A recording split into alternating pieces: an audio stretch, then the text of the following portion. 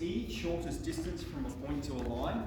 And this is one of the concepts that you should have discovered during the last exercise, some of the later questions.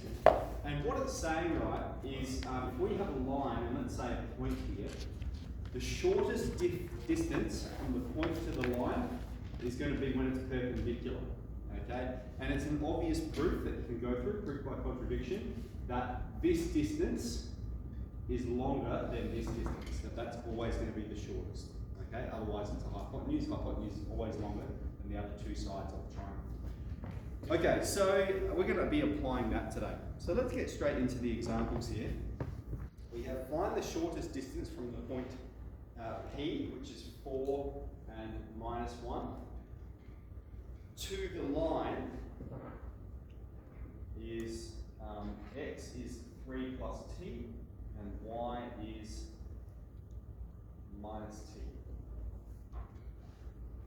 Alright, so let's think about that. Okay, what we have here is this point P, and we have this line. Alright, so what we want to find then is we want to find some coordinate r. I'm going to refer to it in the same way that they have in the notes here, P and r.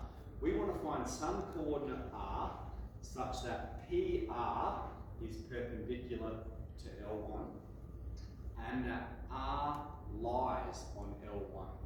Okay, so we want to find PR. So R, right, R is some coordinate. We don't know what it is, but we do know that it exists on this line, which means it satisfies this equation. And so if we want to find the vector from P to R, alright, if we want to find vector PR, well, the coordinates of R are just this. They're based off of T. They're related to T. So if we want to find the vector PR, it's going to be the coordinates of R take away the coordinates of P. Alright, up here we've got R is x, y. Here we've got the statement for x and y. So let's find vector PR. We're doing the x coordinate, take the x coordinate, so 3 plus t take 4 is going to be t take 1. And then we have minus t, take away minus 1, that becomes minus t plus 1. Okay, so that's vector PR. And we want to know, when is this vector PR perpendicular to L1? Well, it's going to be perpendicular to L1 when the dot product of their direction is 0. So if we consider the direction of line 1, alright, one way it could be written is like this: 3, 0 plus t times 1 minus 1. Right, we can split it up into the parametric form, and what you can see here is this is the direction vector. And so this vector, PR, and this vector are going to be perpendicular when their dot product is 0. So we're going to find the dot product of PR dot the direction vector of L1. So what should I call that? I might just call it D, the direction. PR dot D is 0. So let's evaluate that. We're performing the dot product. I'll write it out. T take 1 and minus t plus 1 dot 1 minus 1. And we're saying what values for t are going to make it equal to 0. So we do the horizontal components together. We're going to have t take 1, and then we're going to have plus t take 1 equals 0.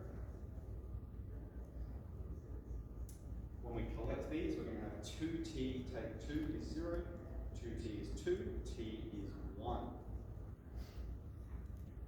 Alright? So the lines are going to be perpendicular when t is 1. Alright? So let's find when t is 1, what is the vector PR? Alright? If t is 1, then vector PR is 1 take 1, 0, and minus 1 plus 1, 0.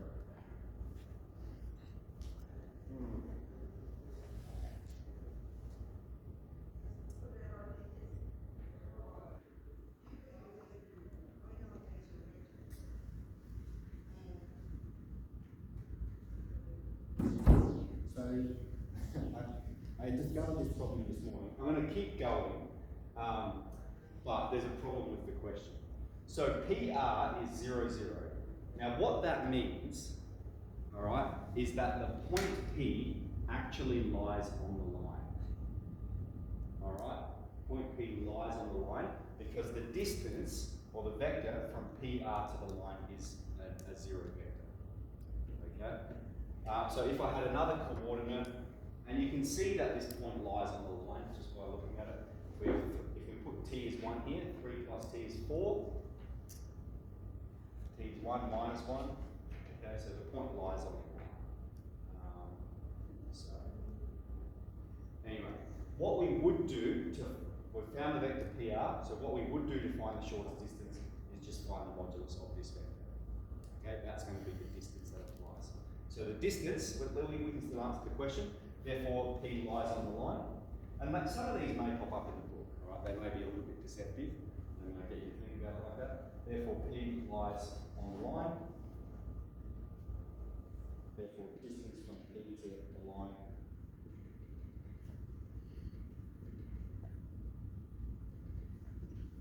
0. And would you believe it? We have the exact same problem In the second question. So we're just going to change the coordinate for the second question. Okay, so is everyone ready for the second question? We have a house located at, all right, so Nick, do you want to tell us that coordinate? Just make one up. 3, 2.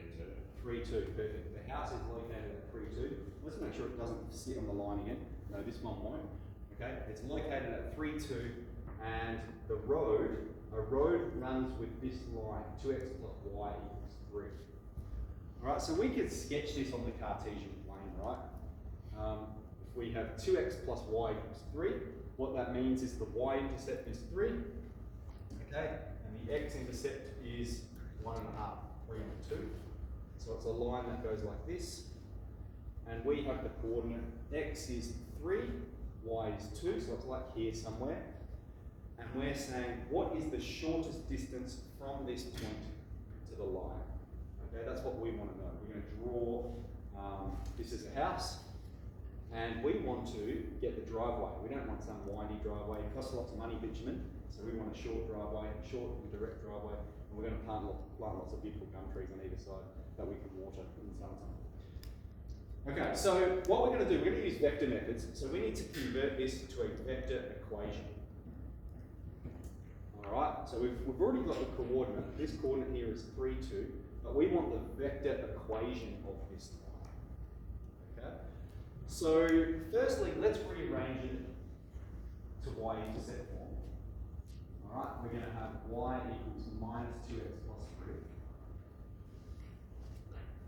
And we need, for the equation of a line in vector form, we need a coordinate and the direction. Now the coordinate can be any coordinate, all right? That can be anything. So it's easy to go with 0, right? When x is 0, y is going to be 3.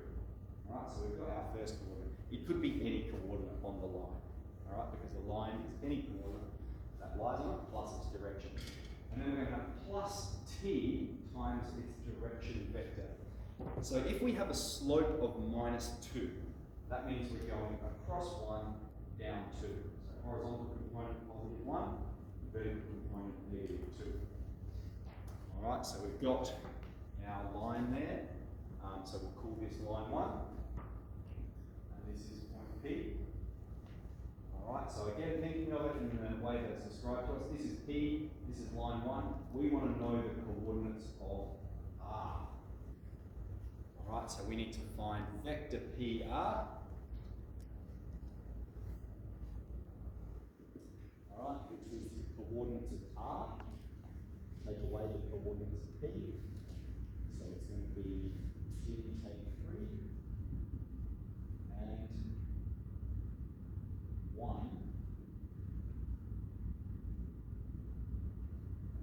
3 take 2, 1, take 2, 2.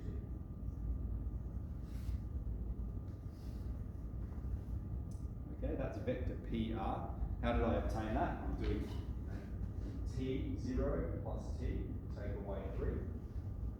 So that's, t take 3. And 3, take 2t, take 2. Give me 1, take 2t. Okay, so that's vector PR. And we want to know, when is this vector perpendicular to this line? Well, this is the direction vector of the line, isn't it? This is D.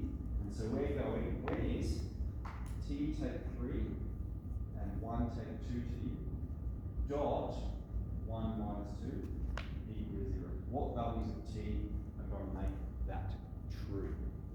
So let's go through and have a go. We've got t take 3, take 2 plus 4t is 0. We'll collect like terms. 5t, take 5.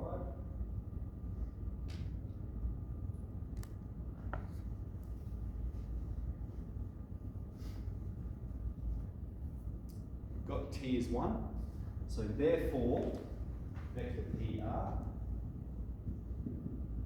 is 1 take 3 minus 2 and 1 take 2 minus 1. Okay? And we want to know the modulus of vector PR. Maybe before we go ahead and find that, I might describe why. Okay? What we want to know is the distance between these points, right? We've found the vector from P to R. We want to know the distance between these points. We know the coordinate there. We wanted to find the coordinate of R.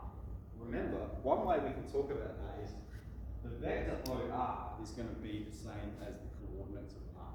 And vector OR is equal to vector OP plus PR, right? If that's the same letter there, that cancels, okay? So if we wanted to find vector OR, or the coordinates of R, we know the coordinates of P is 3, 2.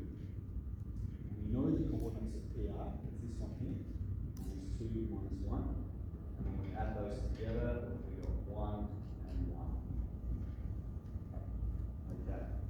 And so that's the coordinates of R, right? And we know those coordinates lie on the line. This is another way we can verify this, because 2 times 1 plus 1 is equal to 3. We know that coordinate lies on the line. And so then what you're doing is we're saying, what is the distance between these 2 points from there to there? And that's just the modulus of the vector. Okay? So a bit of a side note, just how we can obtain the coordinates. So the modulus of this vector is going to be the square root of 2 squared plus 1 squared, square root of 5. Okay, so that is the shortest distance from point P to the row. Excellent. What about, like, who could tell me what's the slope of this line?